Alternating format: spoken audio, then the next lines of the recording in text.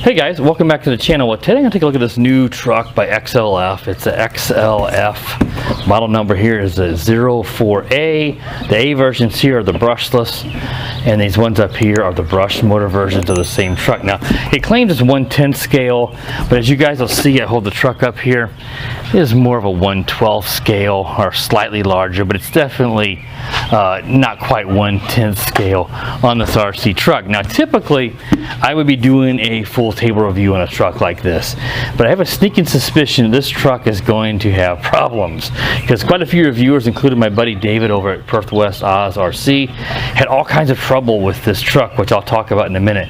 So I didn't even do a test run because I'm afraid I'm going to run into those problems. I want you guys to see it while I'm reviewing it, rather than end up with all kinds of major problems where I can't even show you in the video. But anyway, here you can see it's got some shocks that look like they could be oil filled, but I believe they are. They could possibly hold oil, but these are just dry, and they just are right now friction shocks.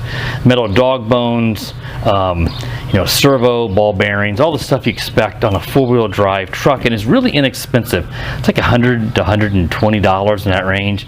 Really dirt cheap price for a truck of this size. It's brushless. I don't know of any even 1/12 scales that are brushless at that price range, and it looks nice. I mean, you've got this nice Lexan body. It's got these metal dog bones that I mentioned. Here's the shocks, which look like the Xinlehong style ones, and the brush motor. Let me go ahead and take the top off and I'll show you guys.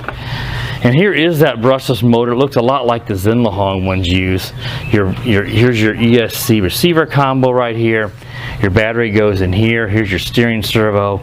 It looks really, really nice. But the problem, at least other people are encountering, and of course it's always possible I won't, but it's one that even though it has metal differential, it seems like they use some cheap pot metal or something, and it just really, in David's video, the differential sort of like chipped off on a few of the teeth, making the differential not work right. And it's still, even right now, the differential has me a little worried.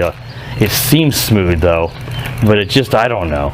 And this brushless motor is just awfully small. You'd expect a brushless motor this size in a 1/16 or 1/18 scale. 1/12 to 1/10, it's awfully tiny. And today's a really hot, humid day here. I think in hot, if you drove it in cool weather, maybe you could get by better, but if this motor wants to overheat, it seems like that's making it kind of electronics start to drop out, at least on David's video. We'll see how it does for me today.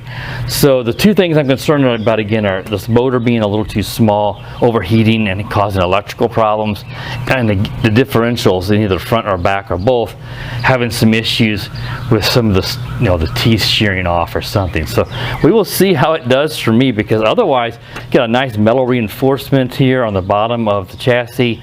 Again, the metal dog bones, the shocks could easily be upgraded to oil filled. I don't know. I know David was not the only one. There's other reviewers that had problems with this truck, and we'll see how it does for me today. Because it'd be a bummer, because you just can't buy a truck this size at this price with a brushless motor. So we'll see how it does for me, but I don't have high expectations. Let me set the truck off to the side. I'll show you guys.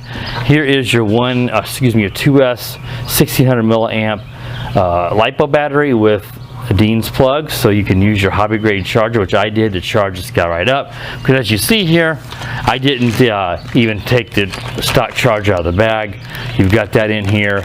That's going to take quite a while to charge this guy off the balance plug. You got some foam padding that if you need to add in there. You've got a tire wrench, your instruction manual, all this typical stuff. And here is your controller, which has a foam grip. I'm always a fan of that. It's less likely to slip in your fingers. It's comfortable. Your on and off switch, and your steering trim. It doesn't appear to have any throttle trim on this, and some green and yellow lights here. I think it took, I believe it was 3 AA batteries on the bottom. So what I'm going to do is I'll stop the video here, guys, get the battery put in here. The battery actually kind of goes in a little bit interesting. You just push down on this and slide this back, and the battery goes in here. Really easy. I like it. It doesn't require any body pins or cotter pins or anything to actually hold it in place. So I'll just take me a moment to get the battery in here, and we'll take it out and we'll drive it around in front of the house and see, do we have any overheating issues, which I think would be the most likely, and do we have any issues with the differential, any gearing issues. You're going to more likely see that when you start to actually apply some torque to it, making it go through the grass and stuff, where it has to actually apply some, torque to the gears. That's when you're most likely would see some issue with a gear stripping or something. So we'll see how this guy does. Maybe we'll luck out and I have no problems, but that's why I'm just doing this video now like this.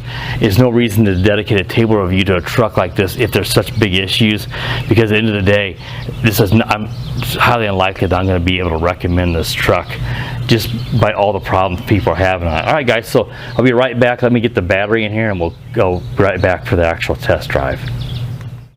Alright guys, let's go ahead. I got the battery in there. Let's go ahead and take it out for the test run. Here's the on and off switch. So you just click it on here. I can hear the ESC and receiver power up. Turn on the controller. I made a little deep. It's making a little music, which is kind of interesting. That's how you know it's bound. Let's see how it runs. Take it around here and give it a little test drive.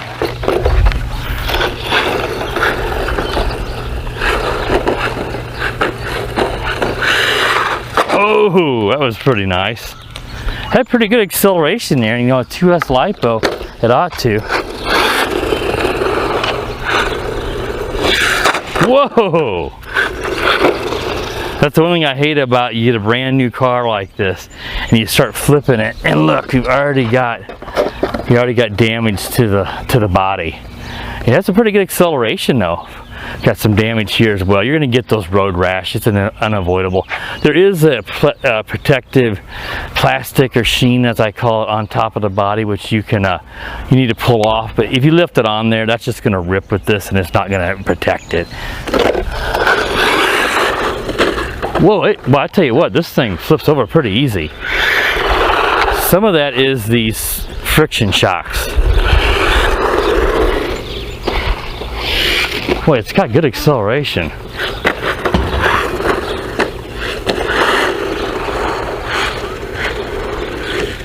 But it is bouncy.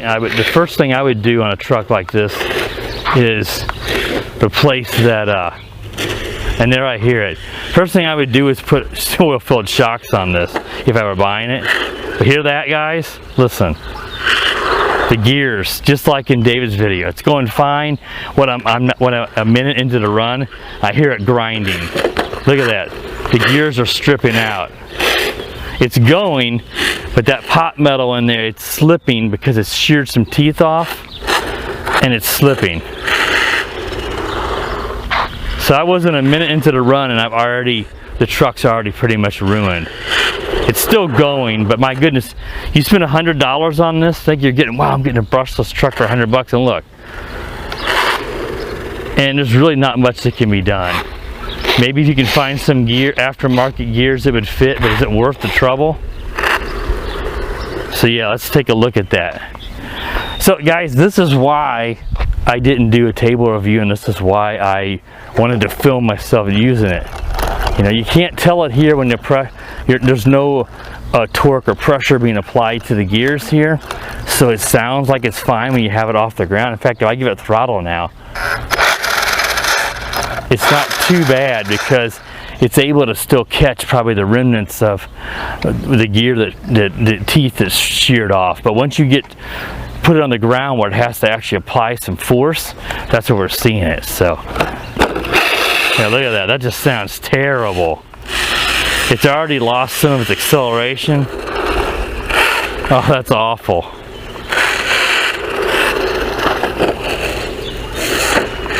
And it wasn't too much longer after this that David started encountering the intermittent cutting out issues. And I don't think it's any hotter there in Australia when he did this a few weeks ago compared to the temperature and heat and humidity we have today. So even though I don't have any electrical problems yet, it doesn't really matter. And it does need a little steering trim at this point. Is it really even worth it? Yeah, this truck has got some massive issues. Honestly, I don't know how this could get out. I realize that a lot of these cheaper Chinese products don't always get the kind of quality control or testing that you'd like, but they had to put some effort in to design this. It looks nice. How can they do that and you know, not have the gear strip on them so quickly.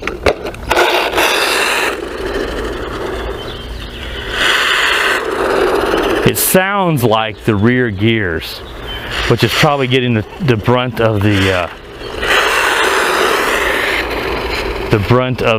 original, you know, the torque off the motor, with the motor being a rear mounted. Oh, that just sounds horrible.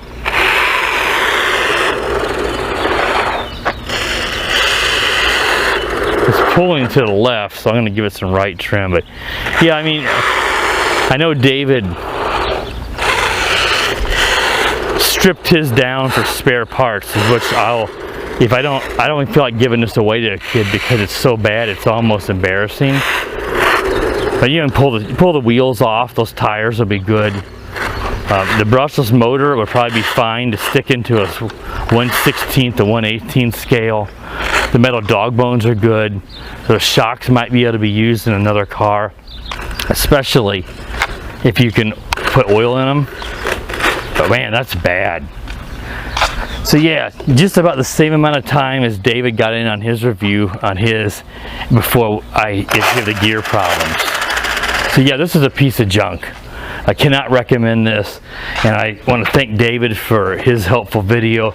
Be sure to check his video out, not only his drive review, but one where he tears it down and he actually shows you guys the photos of those gears in here being stripped off. There's really no reason for me to do the same thing because you can just go watch David's video.